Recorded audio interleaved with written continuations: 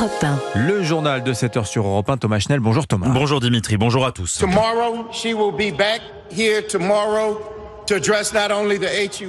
Demain, elle vous parlera, demain, elle continuera le combat avec vous. Ce sont les mots ce soir, ce matin, de Cédric Richmond. C'est le directeur de la campagne de Kamala Harris devant la foule des supporters de la candidate démocrate réunis pour sa soirée électorale. Il leur demande de partir. C'est une image qui rappelle la déclaration du directeur de la campagne d'Hillary Clinton. C'était en 2016. Elle ne parlera pas donc ce soir. Donald Trump, lui, arrive en ce moment devant ses partisans en position de force, alors que les États pivots comptent les bulletins de vote. Caroline Baudry, on vous retrouve en direct pour Europe 1 du Palais des Congrès de West Palm Beach, le QG de Donald Trump. Il doit s'exprimer dans les prochaines minutes devant un public fébrile, mais convaincu de sa victoire, Caroline. Oui, et le calme est revenu devant le bâtiment entouré de barrières métalliques et de palmiers illuminés après une véritable euphorie à l'annonce des premiers résultats. Place au suspense d'une victoire à portée de main. La foule se tient sur les trottoirs, chacun coiffé de son plus bel accessoire pour soutenir Donald Trump. Écoutez Joe et son père sur place depuis plusieurs heures. Je suis confiant. Ce sera une meilleure économie, garder notre pays sûr, sans guerre. Je garde mon drapeau et ma casquette sur la tête. Je ne pourrai pas dormir ce soir. Ça sent vraiment bon. Ça prend la même allure que 2016, avec beaucoup d'États où l'on est devant. On croise les doigts, on espère que ça va aller en notre faveur. Donald Trump est attendu de façon imminente à l'intérieur du Palais des Congrès où les drapeaux américains ont été suspendus derrière le pupitre installé sur une scène. Il est 1h du matin ici et cette tension pourrait se transformer en une immense fête. Merci Caroline Baudry, envoyée spéciale Europe 1 aux États-Unis à West Palm Beach ce matin. Alors la course n'est pas pliée, restons prudents, mais net avantage tout de même à ce stade pour Donald Trump. Le républicain se rapproche de la majorité absolue des grands électeurs avec les derniers États remportés par Donald Trump. Ça va être difficile pour Kamala Harris de renverser la vapeur. Nicolas Toneff, Donald Trump fait la course en tête. Oui, il y a quelques minutes, il vient de gagner la Géorgie. C'est le deuxième swing state, 16 grands électeurs de plus. C'est le deuxième swing state après la Caroline du Nord et 16 autres grands électeurs. Alors ces swing states, ce sont ces États qui ne sont pas acquis d'avance et qui, lorsqu'ils basculent d'un côté ou de l'autre, peuvent aussi faire basculer toute l'élection. C'est donc, vous le disiez, un gros avantage à Donald Trump, qui est par ailleurs également en tête en Pennsylvanie. Autre État clé avec ses 19 grands électeurs. Le candidat républicain, donc pour l'instant, remporte 24 États. Kamala Harris, de son côté, n'en a remporté que 13. L'avantage en termes de grands électeurs et donc de possibilité d'être élu est manifeste pour le candidat républicain, avec, selon CNN, 246 grands électeurs acquis pour l'instant pour Trump contre 182 à Harris et selon le New York Times, 230 à 200. Et quel est le dernier espoir des démocrates ? Alors, il y a encore quelques bulles de bleu dans certains États clés. Traditionnellement, également, les votes par correspondance qui sont comptés un petit peu plus tard, qui mettent plus de temps à être comptés, sont favorables aux démocrates. Ça donne une possibilité faible de remonter de ce côté-là. Mais vous le disiez en début de journal, c'est si faible que Kamala Harris a renoncé à s'exprimer ce soir. Merci Nicolas Toneff. Rappelons qu'il faut décrocher 270 grands électeurs pour remporter le scrutin. Ça risque d'être particulièrement serré. Et les accusations de fraude n'ont pas attendu la fin des dépouillements. Donald Trump dénonce des tricheries à Philadelphie, dans l'État clé de Pennsylvanie. Des fausses alertes à la bombe ont perturbé les votes en Géorgie et des dysfonctionnements sur des machines de vote ont été signalés dans l'Iowa. Alors ces résultats, nous les vivons ensemble sur Europe 1 toute la matinée, minute par minute. Vous pouvez aussi les retrouver sur notre carte interactive sur europe1.fr. Et vous pourrez aussi, avec nos invités dans un instant, nous rejoindrons Aviv Afride qui nous attend du côté de la Géorgie, justement l'un de ces fameux battlegrounds, comme disent les Américains, ces champs de bataille électoraux.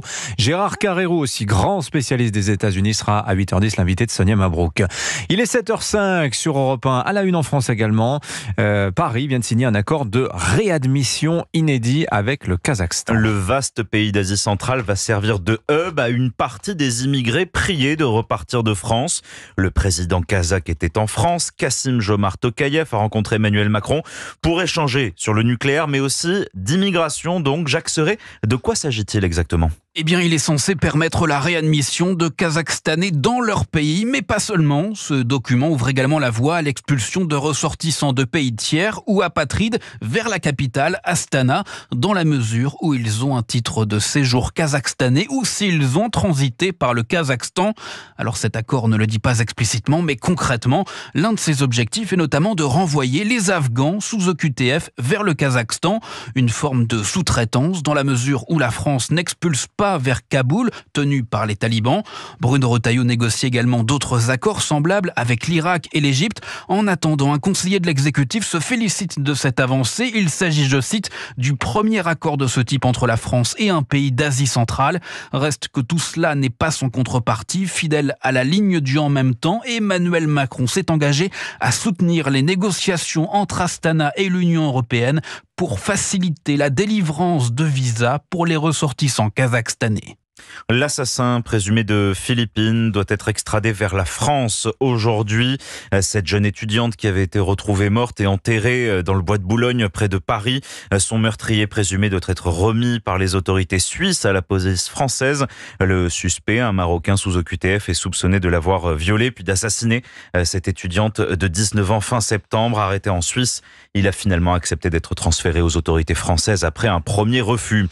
En Espagne, la justice régionale de Valence compte désormais 89 disparus depuis les inondations qui ont ravagé la région la semaine dernière. C'est la première fois que les autorités donnent ce chiffre qui s'ajoute aux 219 morts. Et puis dans l'actualité sociale, 3600, c'est le nombre d'emplois qui vont être supprimés chez Michelin et Auchan. Les deux groupes français ont annoncé de vastes plans sociaux. Hier, 2400 postes supprimés chez le distributeur, 1200 chez l'équipementier automobile. Le Premier ministre réclame des comptes. J'ai le souci de savoir ce qu'on a fait dans ces groupes, de l'argent public qu'on a donné, a tonné Michel Barnier. C'est l'état de choc ce matin chez les salariés du groupe Michelin.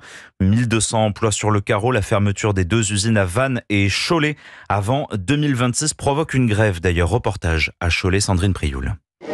Blocage total.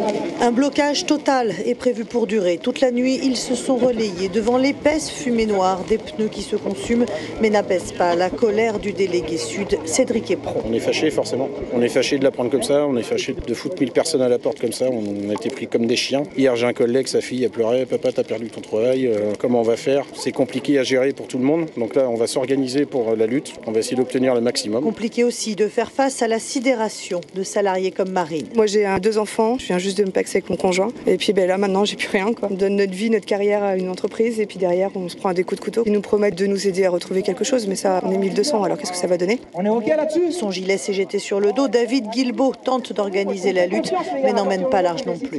Mon père qui a travaillé ici, il est complètement choqué d'apprendre que son fils, au bout de 30 ans d'ancienneté, va être licencié d'une boîte qui se fait du pognon, qui se fait des bénéfices. Des discussions avec les dirigeants sont prévues dans la journée, mais aujourd'hui encore, rien ne devrait sortir de l'usine. Cholet, Sandrine Prioul, Europe 1. Un mot de football pour terminer. Lille a tenu le choc en Ligue des Champions en emportant le match nul 1-1 face à la Juventus. Monaco s'est imposé à Bologne. À suivre ce soir, Brest et le PSG. Merci Thomas Schnell, c'était votre journal sur Europe 1. Il est 7h09, merci d'avoir choisi Europe 1. Dans un instant, l'édito éco. On va parler de natalité ce matin avec Olivier Babot. Vous savez que c'était une exception française en Europe. Nous faisions plus d'enfants que nos voisins. Et c'est de moins en moins le cas. Quelles conséquences économiques? On voit ça avec Olivier dans 10 minutes. Et puis dans un instant, Dimitri Pavlenko, l'invité d'Europe 1 matin.